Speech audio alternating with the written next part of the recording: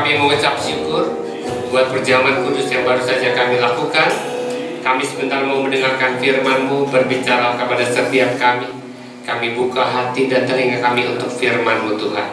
Berikan hikmat dan pengertian yang benar kepada setiap kami, supaya firman ini membangkitkan iman kami, membuka pikiran kami, menegur kami, memberikan penghiburan kepada setiap kami. Terima kasih Bapa. Di dalam nama Yesus kami mau dengar firman-Mu. Haleluya. Amin. Silakan duduk Bapak Ibu yang kasih dalam Tuhan. Selamat sore semuanya. Terima kasih buat tim musik yang sudah melayani kita. Bapak Ibu, hari ini spesial sekali karena saya datang ke sini bukan hanya dengan istri saya, tapi saya datang dengan pasukannya. Dan teman-teman BMM dari Palembang. Beri tepuk tangan buat mereka ya. Bisa berdiri nggak? Yang dari Palembang bisa berdiri nggak biar tahu? Oh, banyak juga ya. Ya, mereka dari BMM, ada dari Sian juga pada datang semua. Nemenin saya. Dan Bapak Ibu, oleh karena anugerah Tuhan, kita semua hari ini masuk ke minggu yang pertama bulan yang terakhir di tahun 2022. Dan di bulan ini juga kita akan memperingati hari Natal, yaitu hari kelahiran Tuhan Yesus, yaitu kedatangan Tuhan secara pribadi ke dunia ini. Bisa nggak sih Tuhan jadi manusia? Saya yakin kalau orang semua ditanya, mau agama apa juga kalau ditanya, bisa nggak Tuhan jadi manusia? Jangankan jadi manusia, jadi apa juga dia bisa ya. Masalahnya banyak orang tidak percaya bahwa Tuhan mau datang ke dunia jadi sama seperti manusia. Tetapi Dia yang mengatakannya sendiri bahwa Dia datang ke dunia jadi manusia, jadi juru selamat. Kenapa Dia mau jadi juru selamat? Karena Dia sangat mengasihi kita semua. Oleh sebab itulah pada hari ini kita akan merenungkan salah satu perumpamaan yang disampaikan oleh Tuhan Yesus, yaitu tentang the lost sheep, domba yang hilang, yang diambil dari Lukas pasal yang ke-15 ayat yang pertama sampai ayat yang ke-7. Kita akan baca bergantian laki-laki dan perempuan ya. Saya mewakili sama yang laki-laki akan baca ayat yang ganjil, saudara yang perempuan baca ayat yang genap. Tolong siap ya, Lukas 15. Ya, nanti baca di layar ya. Lukas 15 ayat 1 sampai ayat yang ke-7. Yang laki-laki siap ya. 1, 2, 3. Para pemungut cukai dan orang-orang berdosa biasanya datang kepada Yesus untuk mendengarkan Dia. 2. Maka bersungguh-sungguhlah orang-orang Farisi dan ahli Taurat, kadang-kadang ia menerima orang-orang berdosa dan makan bersama-sama dengan mereka. 3. Lalu ia mengatakan perumpamaan ini kepada mereka. 4. Siapakah di antara kamu yang mempunyai 100 ekor domba, dan jikalau ia kehilangan seekor di antaranya, tidak meninggalkan yang 99 ekor di ladang gurun, dan pergi mencari yang satu sampai dia menemukannya. 5. Dan kalau ia telah menemukannya, ia meletakkannya di atas bahunya dengan gembira. 6.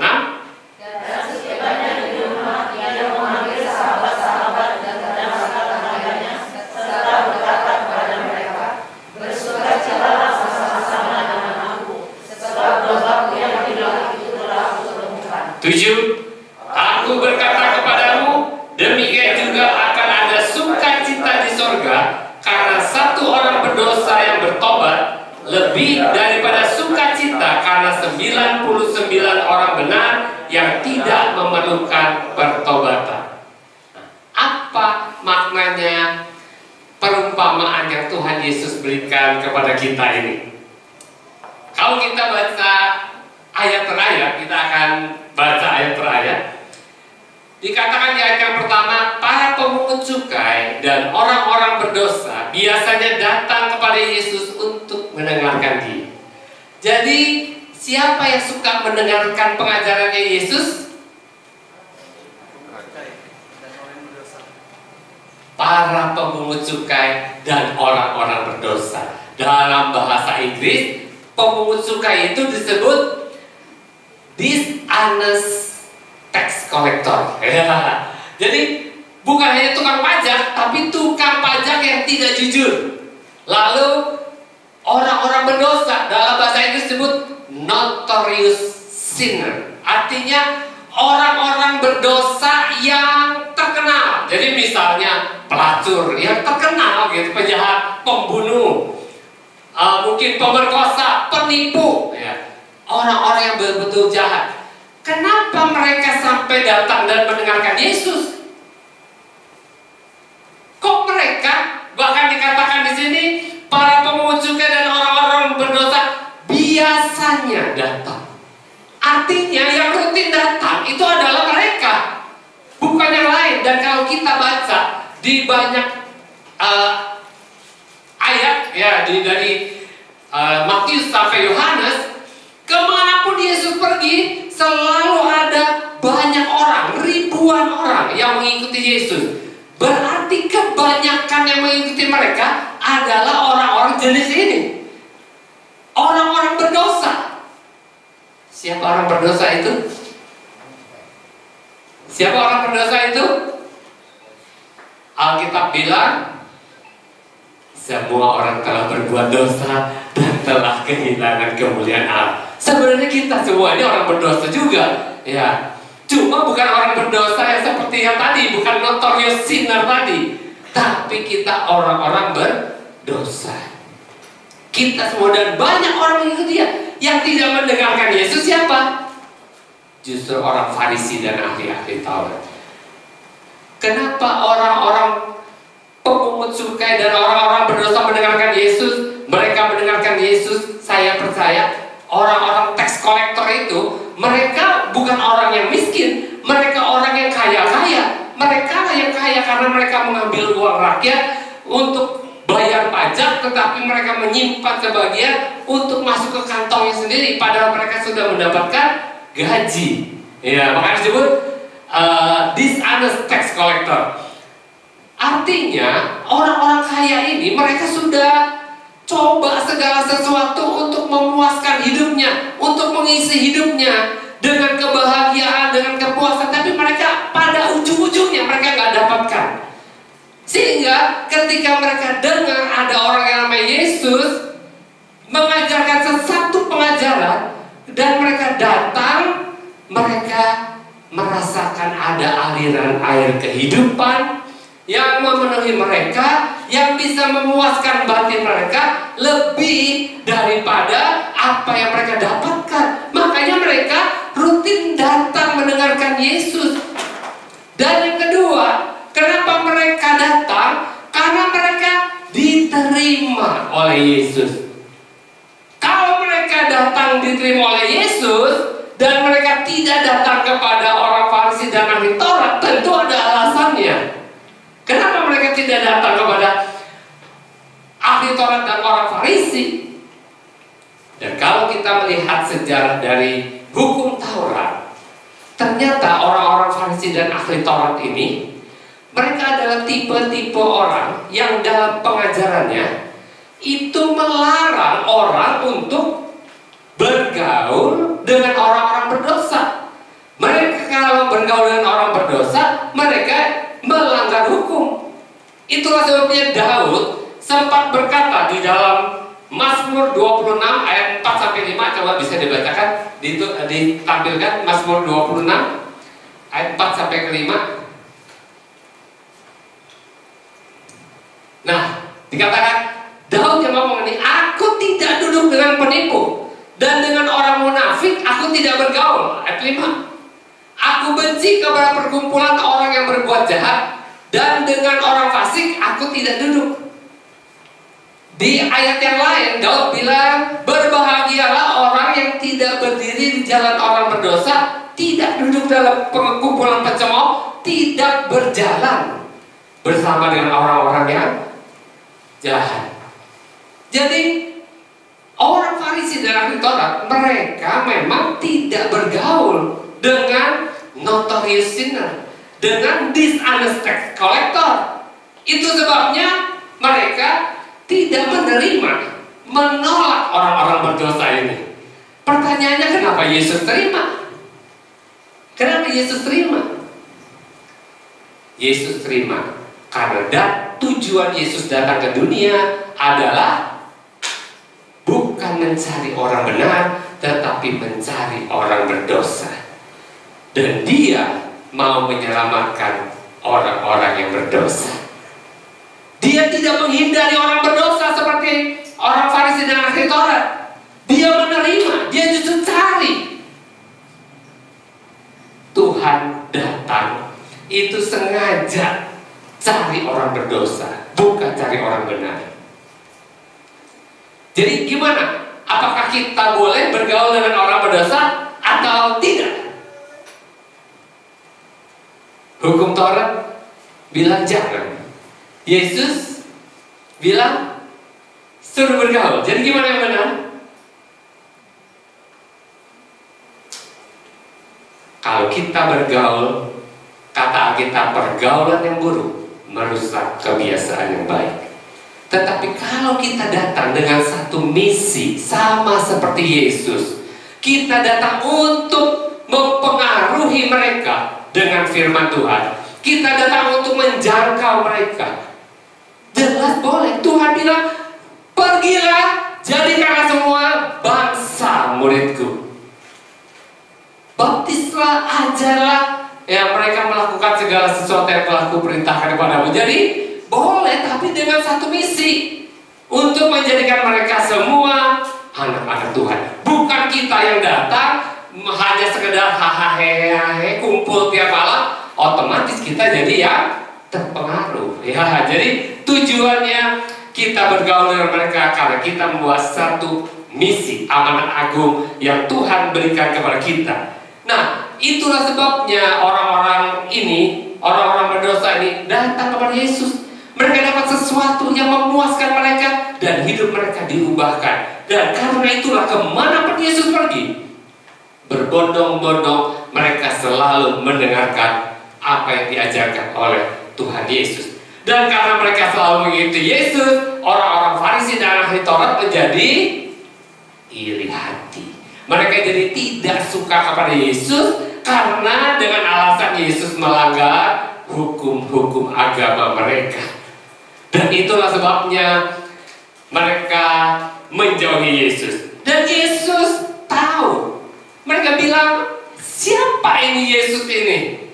Kenapa dia begitu disukai banyak orang?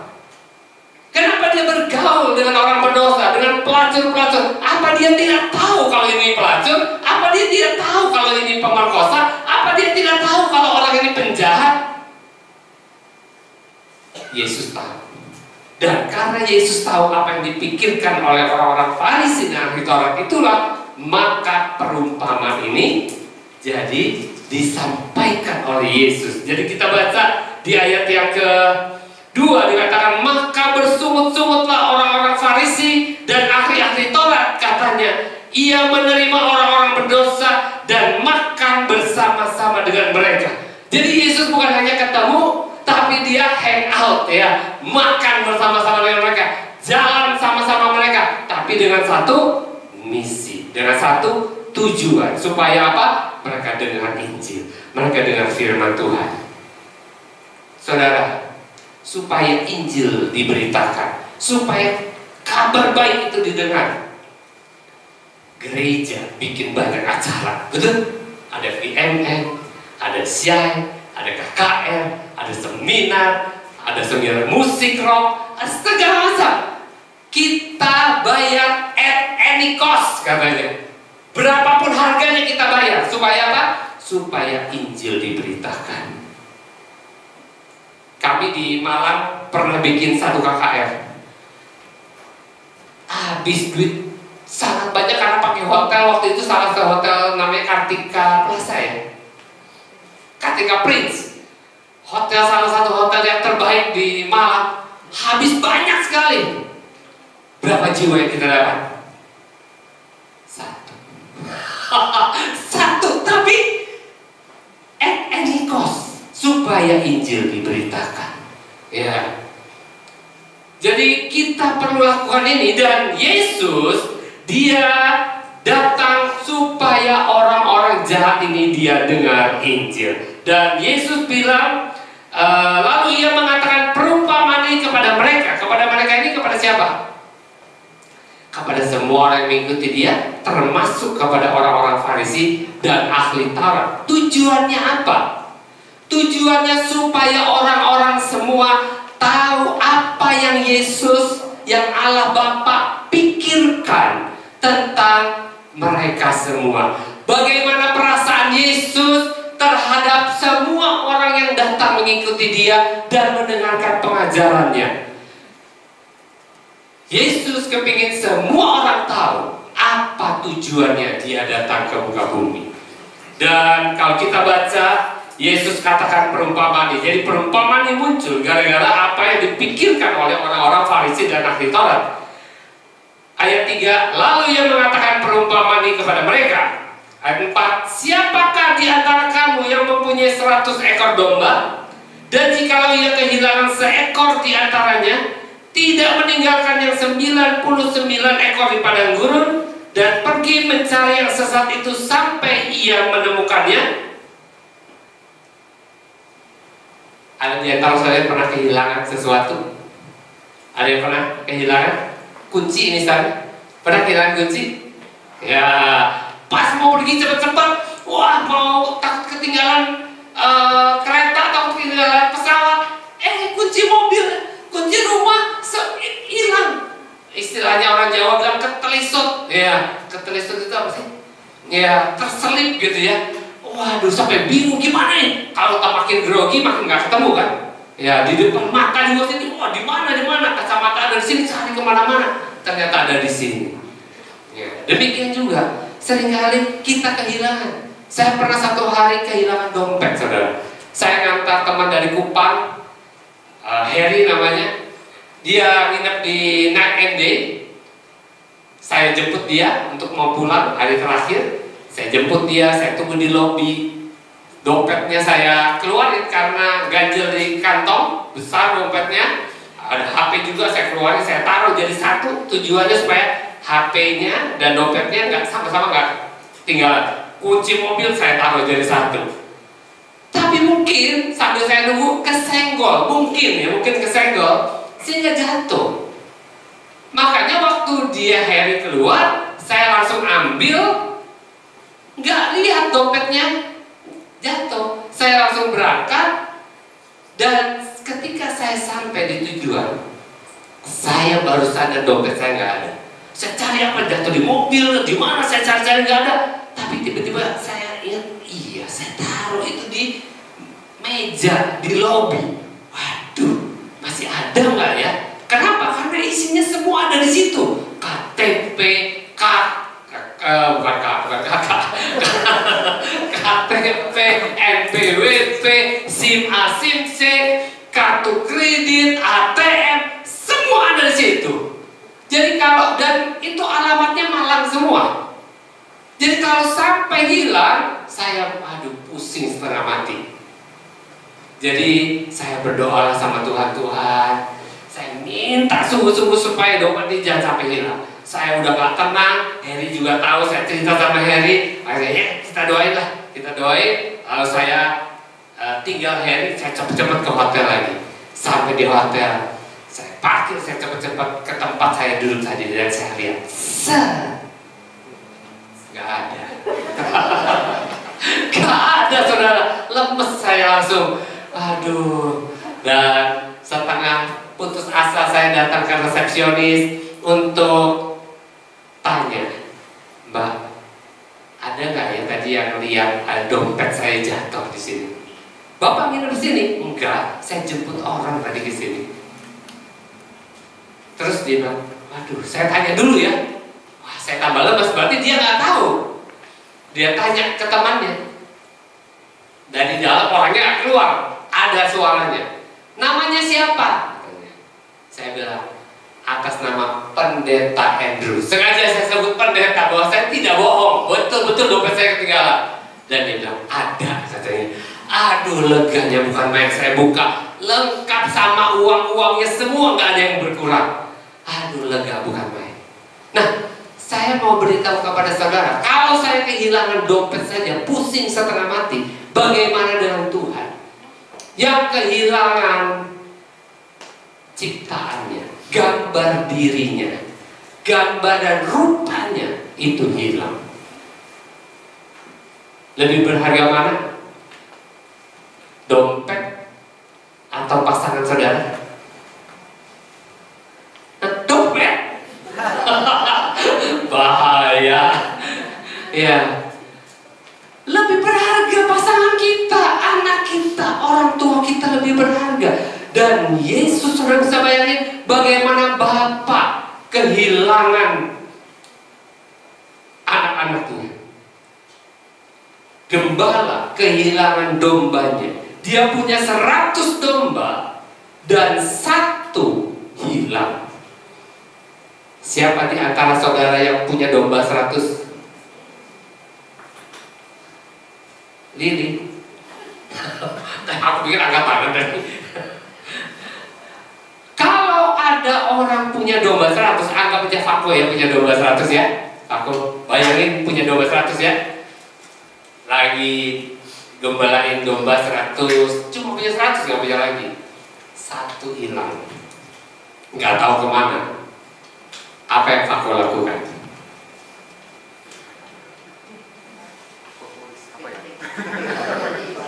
Hah? Biarin aja, bukan keluarga juga. Dia kan punya keluarga sendiri, bukan keluarga aku. Biarin 1 aja. Ya, kalau bisnis itu anggap buang sial kan. Rugi sedikit gak apa-apa lah. Nanti kita kawinin lagi supaya lahir lagi 100 lagi. Ngapain capek-capek nyari? Enggak. Istilahnya kalau bisnis tuh enggak worth it gitu loh ya. Rugi kalau dicari. Energinya, capeknya, waktunya, belum lagi tidak ada jaminan pasti ketemu. Waktu Tuhan kirim Yesus ke dunia, apakah ada jaminan bahwa manusia menerima Yesus sebagai Tuhan dan Juru Selamatnya? Ada jaminan? Tidak ada jaminan. Tapi dia tetap datang. Dia tetap datang. Satu hari ada di India, ada seorang orang Hindu garis keras datang kepada sebuah gereja. Dia datang dan dia bilang sama pendetanya, saya dengar kalian orang Kristen bisa buat mujizat, orang sakit sembuh. Kata pendetanya, iya betul. Kalau begitu, saya bawa istri saya. Istri saya sudah saya bawa keliling berobat, tidak ada yang bisa sembuhkan. Tolong sembuhkan istri saya beri waktu 7 hari. Kalau 7 hari tidak sembuh, kalian semua, ya artinya apa? Mati semua. 7 hari tinggal. 7 hari kemudian orang ini datang sendirian. 7 hari sebenarnya orang-orang punya kesempatan untuk apa? Untuk lari. Tutup aja gerejanya, lari atau pindah tempat ke tempat yang lain. Tapi mereka nggak lari. Mereka doa puasa 12 jam 7 hari untuk istri orang ini. Dan setelah 7 hari orang ini datang sendirian dan dia bilang, saya barusan dari dokter dan istri saya dinyatakan sembuh, tidak ada penyakitnya sama sekali. Dan saya mau jadi orang Kristen. Dan bukan jadi orang Kristen, saya mau jadi pendeta. Dan dia menyerahkan dirinya sekolah 6 bulan jadi pendeta. Dan di sana setelah sekolah 6 bulan itu ditanya, disuruh doa puasa, ditanya, kemana Tuhan utus kamu? Ya, dan dia bilang, Tuhan suruh saya kembali ke kampung halaman saya. Dan di sana adalah kelompok Hindu garis keras. Jadi orang kalau murtad ke sana pasti semua bilang jangan ke sana. Kalau kamu ke sana nanti kamu mati. Terus dia tanya sama orang-orang yang bilang jangan. Waktu Yesus datang ke dunia, tahu nggak dia kalau dia bakal mati? Tahu nggak? Tahu. Dia tahu bahwa dia datang untuk mengorbankan nyawanya. Kalau saudara baca Matius 26. Dan dia tanya, kalau Yesus tahu bahwa dia akan mati, pertanyaannya apakah Yesus batal datang? Tidak. Kalau gitu saya juga tidak batal. Saya mau pulang ke kampung halaman saya at any cost, supaya Injil diberitakan. Dan singkat cerita, beberapa pura berubah jadi gereja, tapi istrinya diracun dan mati. At any cost, ya, Injil diberitakan. Ya. Dan kembali lagi ke sini. Siapakah di antara kamu yang mempunyai 100 ekor domba, jika ia kehilangan seekor di antara yang tidak meninggalkan yang 99 di padang gurun dan pergi mencari yang sesat itu? Jadi apakah saudara akan tinggalkan yang 99 untuk cari satu yang hilang? Secara bisnis gak masuk hitungan, karena belum tentu ketemu. Dan harga satu domba mungkin tidak mahal juga. Jadi kalau ditanya seperti itu, gembala-gembala waktu itu sebenarnya mereka juga tidak akan cari. Mereka tidak akan tinggalkan yang 99. Karena kalau mereka tinggalkan yang 99, tidak ada jaminan bahwa ketika dia kembali bawa yang satu, yang 99 masih lengkap. Jangan-jangan dia datang bawa yang satu, yang 99 tinggal 98, jadi tetap kurang satu. Tapi Yesus, dia bukan gembala sembarang gembala. Coba baca Yohanes 10 ayat yang ke-11.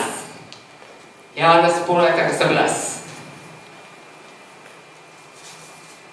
Akulah gembala yang baik. Gembala yang baik memberikan nyawanya bagi domba-dombanya. Dan gembala yang baik di dalam bahasa aslinya itu artinya adalah best friend. Jadi dia adalah best friend buat domba-dombanya. Sehingga ketika dombanya hilang, sebagai best friend dia lakukan yang the best for his friend. Dia tinggalkan yang 99 demi yang satu itu. Dia rela lakukan apa saja supaya yang satu itu ketemu. Itu hati Tuhan buat kita, domba-domba yang terhilang. Itulah sebabnya dia rela tinggalkan surga. Apa untungnya? Bukankah dia bisa ciptakan manusia-manusia lain? Betul gak? Buat apa bikin orang-orang seperti Santo? Ya, dia bisa bikin Santo 2, Santo 3. Ya, betul gak? Buat apa bikin Leo? Ada Leo 1, Leo 2, Leo 3, masih banyak Leo. Kenapa mesti memperhatikan Leo? Tapi dia best friend. Dia tidak mau kehilangan satu pun. Dia cari, walaupun untuk itu ada banyak pengorbanan yang harus dia lakukan. Dia harus lahir di kandang, dia harus ditolak oleh orang-orang sebangsanya, dan dia harus mati di atas kayu salib. Dia lakukan itu semua supaya dombanya kembali.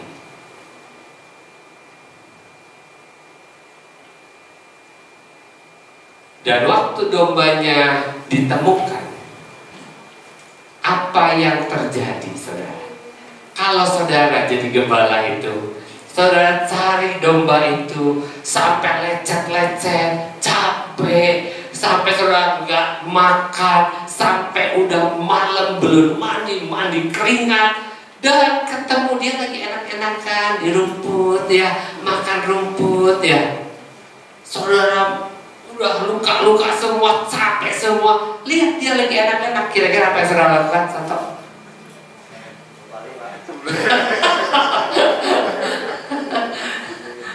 Apa yang dilakukan? Udah capek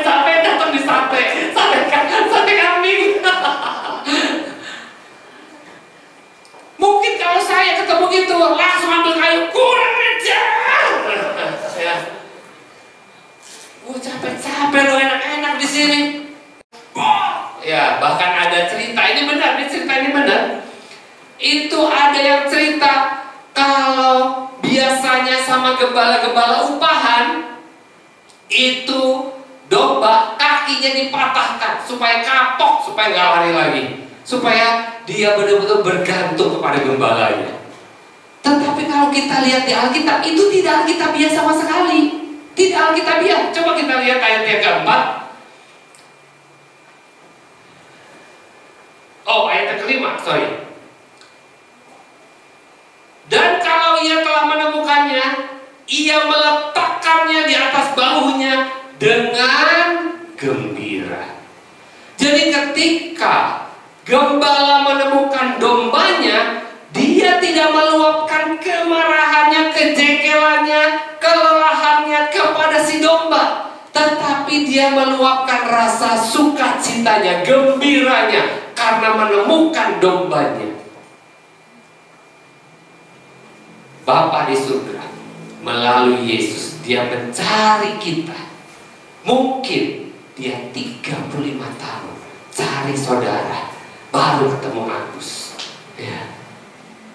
Gus, 35 tahun gua cari lo, baru ketemu sekarang. Dia sukacita, haleluya, ketemu Agus. Ya. Dan dia perhatikan Agus baik-baik supaya jangan lagi terhilang. Dia cari kita 25 tahun cari. Frans baru ketemu setelah 25 tahun. Cari saya 26 tahun. Baru saya bertobat terima Yesus sebagai Tuhan dan Juru Selamat. Dan setelah itu, ketika dia ketemu, dikatakan di Alkitab, dia angkat, bukan dia banting. Saudara, kalau saudara mungkin saudara banting, tapi dia angkat. Di Alkitab ada satu ayat bilang, kalau ada sebuah carang anggur dan dia tidak berbuah, kata Alkitab, dipotongnya. Salah. Penerjemahannya salah. Ada dua ayat yang berbeda. Satu bilang kalau ada carang yang tidak berbuah, terjemahannya memang dipotong. Tapi coba lihat bahasa aslinya, itu kata dipotong punya dua arti. Kata aslinya itu punya dua arti. Satu dipotong, satu diangkat. Dan kalau ranting anggur tidak berbuah, solusinya bukan dipotong, diangkat. Karena hanya ranting yang diangkat yang bisa menghasilkan buah. Satu lagi beda, satu lagi bilang kalau ada sebuah ranting yang tidak menghasilkan buah yang baik, nah buahnya jelek, daripada buahnya semakin lama semakin banyak yang jelek, dipotong, dibuang, dan dibakar. Artinya kalau buahnya tidak baik, rantingnya tidak baik, berarti pohonnya tidak baik juga. Ya. Tetapi kalau rantingnya tidak berbuah, diangkat. Dan domba ini Alkitab bilang diangkat, artinya dipulihkan. Waktu saya berjumpa dengan Yesus, saya diangkat. Waktu itu baru putus pacar, orang tua pisah, utang banyak, pekerjaan gak ada, tempat tinggal gak ada, pengharapan tidak ada. Tapi Tuhan angkat. Tuhan tidak ganti. Saya udah bilang sama Tuhan, jadi pemulung, jadi tukang beca jadilah. Tapi tidak pernah saya jadi tukang beca, tidak pernah saya jadi pemulung. Tuhan angkat. Dan ketika si gembala menemukan dombanya, dia meletakkannya di atas bahunya dengan gembira. Dan ketika sudah ketemu apa yang dia lakukan, dia bawa pulang dengan sukacita. Dan ketika sampai di rumah, dia panggil siapa? Ayat yang ke-6. Dan setibanya di rumah, ia memanggil sahabat-sahabat dan tetangga-tetangganya, serta berkata kepada mereka, bersukacitalah bersama-sama dengan aku, sebab dia menemukan domba yang hilang, dia angkat, dia pulang, dan dia undang sahabat dan tetangganya semua, dan dia ajak pesta, bersukacitalah. Untung apa rugi kira-kira? Domba satu bikin pesta, rugi apa untung? Kalau secara uang, hitung-hitungan rugi. Tetapi dia bikin pesta bukan karena mau untung, dia berbagi sukacita. Dia mau berbagi sukacita karena sukacitanya itu lebih besar daripada uang yang dia terima. Saudara, kalau saudara bisa membawa satu orang datang kepada Tuhan, kalau yang belum pernah coba. Senangnya itu nggak hilang-hilang. Setiap kali saudara lihat orang itu, sukacitanya keluar. Sukacitanya setiap kalau saudara ingat saudara punya buah, saudara senang. Sukacita yang tidak pernah habis, tidak bisa digantikan dengan uang. Saya pernah kerja. Waktu saya kerja, saya dipanggil sama direktur saya. Andrew, mau gak kamu naik gaji 100%? Saya bilang, gak mungkin. Tapi kalau bilang gak mau, ya gak bisa dong. Mau apa? Tapi kenapa? Ya mau gak? Mau. Ya. Dan gaji saya dinaikin 50% bulan ini, 50% bulan depan, jadi 100%. Saya pernah pindah kerja dari Malang pindah ke Surabaya. Berapa naiknya? 100%. Tetapi sukacita yang diterima cuma 2-3 bulan pertama. Setelah itu udah biasa terima orang besar. Ya, udah biasa, nggak sukacita lagi.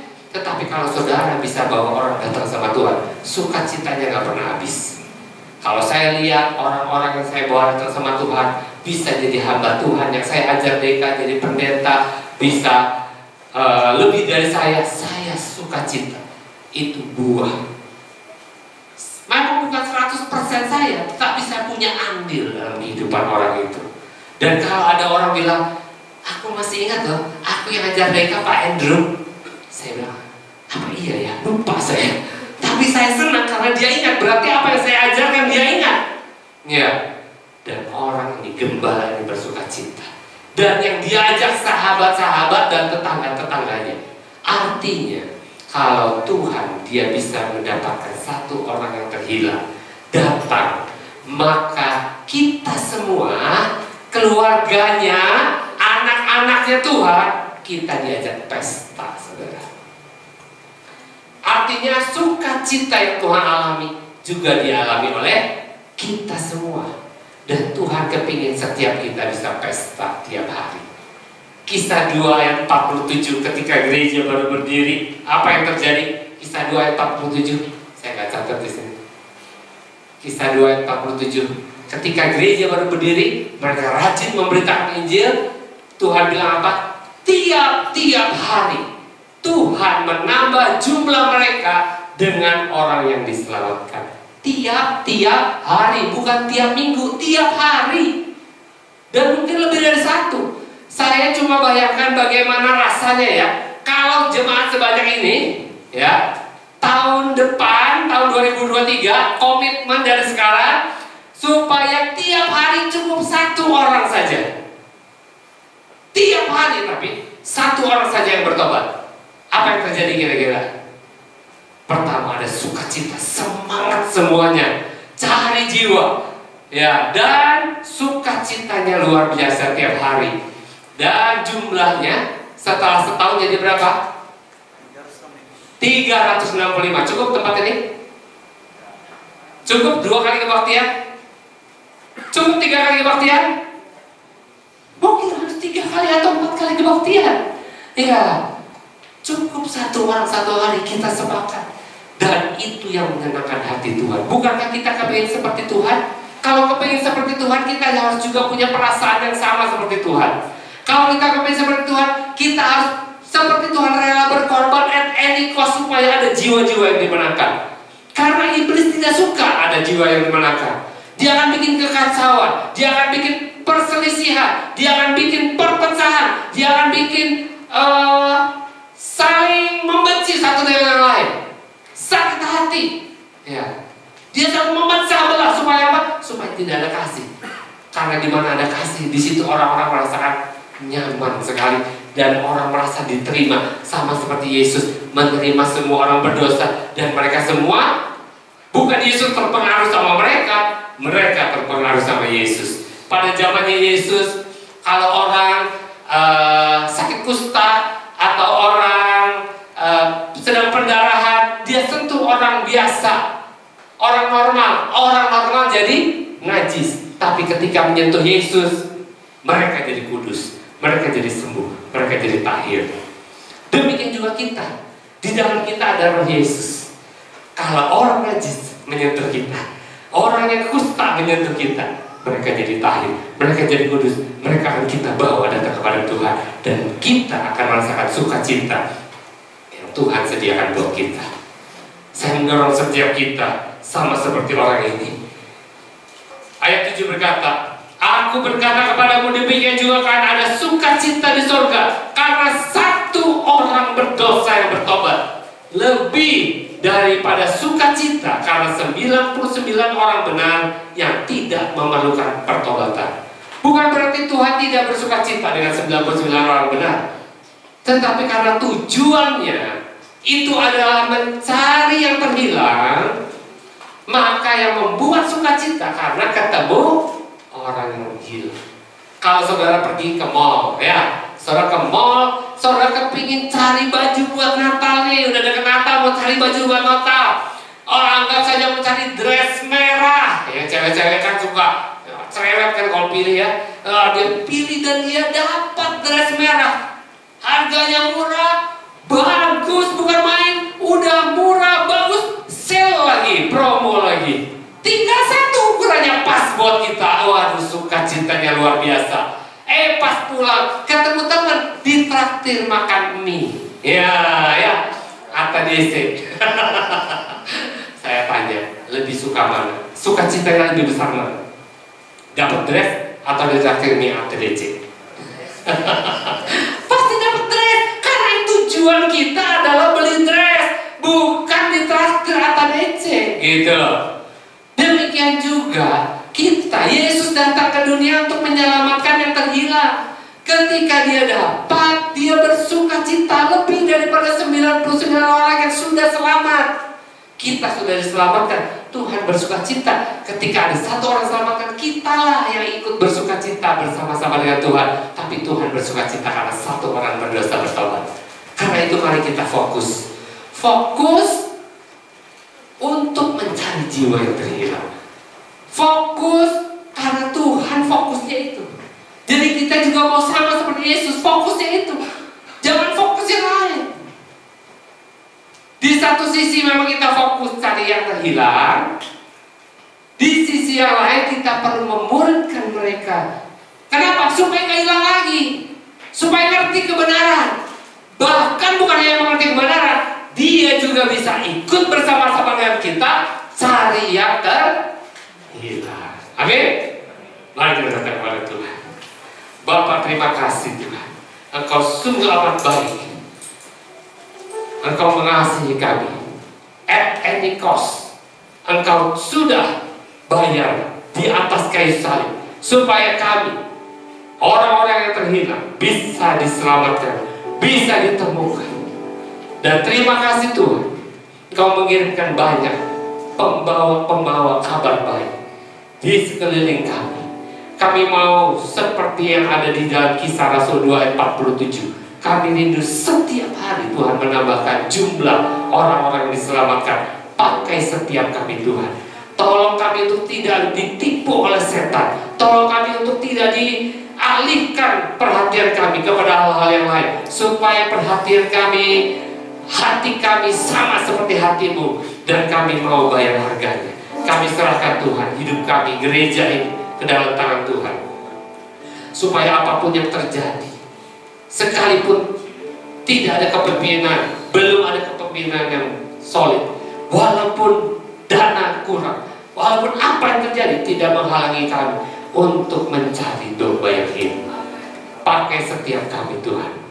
berikan hikmat, berikan keberanian, berikan lidah yang fasih, hati yang cerdik seperti ular, tulus seperti merpati, untuk bisa memenangkan jiwa-jiwa. Bangkitkan pemimpin-pemimpin, bangkitkan pengajar-pengajar di tengah kami, bangkitkan penginjil-penginjil di tengah kami semua Tuhan. Kami mau gereja ini bertumbuh, berbuah lebat bagi kemuliaan nama Tuhan. Terima kasih Tuhan, diberkatilah jemaat MDC Prabu Muli di dalam nama Tuhan Yesus. Haleluya, amin. Tuhan Yesus memberkati kita semua.